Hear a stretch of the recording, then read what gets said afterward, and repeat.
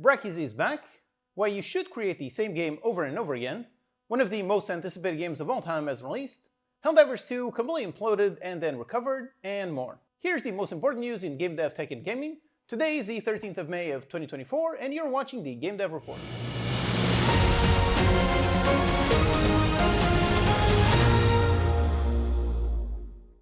Starting off with some quick Unity news, Unity has found a new CEO. His name is Matthew Bromberg, and right away people were a little bit concerned when they saw that he came from EA and Zynga, so people feared that Unity might go back to the Riccatello era and lose its focus again. However, Matthew was at EA, specifically at BioWare, during their heyday, and Zynga, regardless of whether you like mobile games or not, they are a very successful company. He was also the CEO of Major League Gaming back in the day, so he definitely does have a strong gaming background. I haven't heard too much on the vibe inside Unity itself. It seems that no one knows too much about them. There's just a vague message from Will, who has been at Unity for 20 years. Whereas when Jim Whitehurst became the interim CEO, the sentiment inside and outside the company was positive right away. I did actually have a quick meeting with Jim and some other Unity insiders when he became the interim CEO, and I told him how my concern would be that he makes all of these nice positive changes of refocusing on the core of the engine, which is awesome, but then the next CEO would come in and completely change things back. That was my concern, and his answer was that he's confident that if he manages to turn the ship around, if he does that and gets the company refocused, then whoever comes afterwards won't completely destroy all of that. From what I can see, Jim was involved in picking a new CEO, and Jim is staying on board, so hopefully that means this direction of refocusing on the core game engine is continuing. There are some interviews with Matthew, and it sounds like he's of the same mindset as Jim, being player and community focused, so hopefully this trend won't continue. The Unite conference later in September this year should be an interesting time. Then in some pretty huge game dev news, Brackeys Back.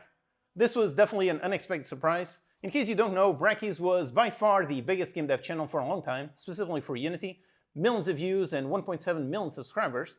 He made lots of tutorials, mostly beginner focused, with an excellent presentation. I've certainly learned a lot myself on how to better present my tutorials by watching his videos. He retired from YouTube 3 years ago, and now suddenly out of nowhere he came back. And the big thing is how he came back to make tutorials on Godot instead of Unity. The Godot community is obviously ecstatic about this. He already put out his first video, a 1-hour video covering the basics and making a nice simple platformer game. I watched it myself to see an overview for how Godot works. So what is a node, how components are attached, how they use physics, how the tile maps work, and so on. The video is really great, excellently presented. So if you are a Godot developer, or if you're a Unity or Unreal dev and just want to see how the engine works, then definitely go ahead and watch it. In more Unity news, Unity 6 preview is out right now. Now this is important because this is the last version before the LTS release, and this version contains all the same features as the LTS. Mainly it's all of those awesome graphical features that make your game run super fast with a single button click, alongside of course tons of other improvements. Now personally I don't normally use beta versions, so I haven't really touched Unity 6 at all, but now this is the main version that I'm going to be using going forward. If your game is about to release, then definitely stick with the LTS version you're using, but if you are 6+ months away from release, then maybe look into this version. Also on that quick video where I talked about this release, there were some comments asking what about the whole thing with the runtime fee. I talked about it in detail in the last video during that whole saga, but the TLDR is quite simply, the fee does exist, but the fee only applies after 1 million copies sold and $1 million in revenue. So if you are an indie dev, kind of like me, you're never really going to hit those massive thresholds, so there's really no changes. And if you do hit the lottery and you make a mega hit indie game, if so, then the fee caps out at 2.5%. That's it. And I was also waiting for this Unity 6 version for one specific thing, to finally start working on my upcoming Unity Dots course. That's something that people have been asking me to do for ages, and I also really want to explore using Unity Dots in a complete game myself. I was waiting for Unity 6 in order to make the video as up to date for as long as possible, so now that this version is out, I have started doing some research on it. It won't be an RTS game with defense elements, kind of like the game They Are Billions. I'm still very much in the early stages, I only have a basic prototype up and running, but if you are interested in learning about dots, or if you're interested in learning how to make an RTS, if so, then check the link in the description. I've set up a page for the course. It's mostly empty, but it has a place to sign up with your email if you're interested. Now I have no idea when the course will be done, but when it is, I'll send you an email. Then here's a game that got 30,000 wishlists in 2 weeks, and how exactly they did it. Now the game is called Dungeon Crawler, so right away the name is very clever. The main hook is how it's a dungeon crawler, but you get your skills by using a claw machine. You pick up some objects and then your character does the actions. I think this is another example of just how important it is nowadays that you have a very clear, very interesting hook. As soon as you see this game, you probably think, oh, that sounds really interesting. If you do want to find success, and that's really the exact kind of feeling your game has to invoke in the players' minds, they've got lots of interest, especially from Japan, where apparently claw machines are really popular. Alongside the announcement, they released a demo right away, which they promoted on their older games. Then a few days after the announcement, the Steam Deck Builder Fest started. Since the game is great, it got pushed to the top of the festival demo list, and it just continued building from there. But remember how it all starts from an interesting, compelling game hook. If you want to make successful games, definitely spend some time picking the right hook before going into production. Go watch my video on how to learn indie game marketing from some sources where you can learn exactly what makes a good hook. And now a quick word from our sponsor, which is me. If you want to learn how to make games or make websites, learn about robotics, electronics, IoT, or just about anything, if so, then learning C# is a super useful skill, and you can learn that for free right here on YouTube with my C# course. I put my 10 years of C# knowledge into this one course. You can watch the free videos over here on YouTube, or you can get the premium version, which includes a companion project with interactive exercise and a ton of other bonuses to help you learn by doing. So check it out with the link in the description. Or if you need any visuals for your games, then there's actually a sale happening right now on the Cinti store. It features their classic low poly style. They have a mountain of unique packs. No matter what game ideas you're trying to make, you can definitely find a pack perfect for it. Next, here's an interesting idea, why you should create the same game over and over again. Now, this is something that a lot of indies probably have an aversion to. For a lot of indies, creativity is key, so making 20 Battlefield games or 50 Sims DLCs probably does not appeal to them. But there is value in doing the same thing over and over again. This article is from the Game Discover Co. newsletter, which, by the way, this is a great newsletter for learning about the games market in general. I highly recommend. This is an excerpt from a book that talks about how you gain quite a lot of knowledge by building a project, especially if that project is successful. So if you do find success with something, why not make something similar but better in all the ways that you learned with that project instead of starting completely from scratch? Personally, I think that this concept has a lot of value. However, I don't necessarily think you need to make the exact same game over and over again. I don't think you need to make like 50 Sims DLCs or 50 direct sequels, but I do think there's a lot of value in making multiple games in a similar genre. Now for me, I like playing and making tycoon games. My last one was Battle Royale Tycoon. It is by far the most complex management game I've done. There's tons of interconnected systems. But before that, I made Game Corp DX, I made Blueprint Tycoon and Ninja Tycoon. I think it is because I made those first that I was then able to make a very complex game afterwards. I definitely gained a lot of knowledge from making multiple games in the same genre, so maybe don't make exact direct sequels if you don't want to do that, but it's probably wise to take advantage of what you learned with your last game and then use it to make the next game in the same genre even better, instead of always jumping from genre to genre, making something completely new every time. Okay, now let's move on to the tech news. Starting off with some probably expected news, Apple is reportedly cutting Vision Pro production due to demand. Apparently, they were expecting to sell 700,000 units and now only 400,000. I would say the hype has definitely died down, which is expected, but I don't think I've seen a single Vision Pro video since shortly after launch, so it seems that the hype has died down a lot more than they were anticipating. On the one hand, I love how Apple pushed tech to the max and made probably the best headset out there with no regards to cost. From all the reviews that I've seen, the screen is excellent, the pass-through is nearly perfect, the anchoring is flawless, and everything works really well. But VR and AR is both about hardware and software. With such a small install base, it's hard to see many people developing for it. So now my next question is, will Apple stay committed to this device? Will they pour money into developers for making software and make future cheaper iterations? Or is this really going to be it? I would guess they are committed for the long term, but selling half the number of units might put that commitment into question. So I guess we will see in the future. At least Meta is currently trying to push that area forward. Speaking of Meta, they opened up their ecosystem to anyone who wants to make a device for it. It does feel a bit strange to see Meta pushing so hard for openness, but that is really a great thing. This means that hardware makers can now make their own devices that use the same OS you can find in a MetaQuest headset. Hopefully this means more devices that exist, and also hopefully this makes it easier for developers to make multi-platform apps that run on pretty much any device. But of course, this can also lead to fragmentation. John Carmack, who you might know as one of the founders of id Software and was also the CTO of Oculus, he made a nice post sharing his thoughts on this news. He mentions how this probably does not mean cheaper headsets. Meta is already pretty much selling them at cost. The MetaQuest 2 recently got a permanent price top to $200. It's hard to see a company with a much smaller scale being able to somehow manufacture a headset for cheaper. However, what this might do is encourage companies to make hyper-specific headsets that are perfect for one specific niche. So for example, you might get a headset that has maximum resolution and frame rate, another one that goes for maximum comfort and low weight. You might get another one specifically for VR fitness, one for being a second monitor for watching movies, and so on. So that could be interesting, but it could also lead to a lot of fragmentation. There's already 3 third-party headsets announced. One is from Asus ROG, one from Lenovo, and a limited edition one related to Xbox. So hopefully this is good news for VR in general. Marquez has tried out the Secret Disney Holotile. This is a 360 treadmill that looks quite interesting. There have been a few of these around for a while, but usually they lock you in place. This one does not lock you at all. It's composed of a ton of tiny discs, and those discs rotate. They are at an angle, so your feet really only touches a tiny part.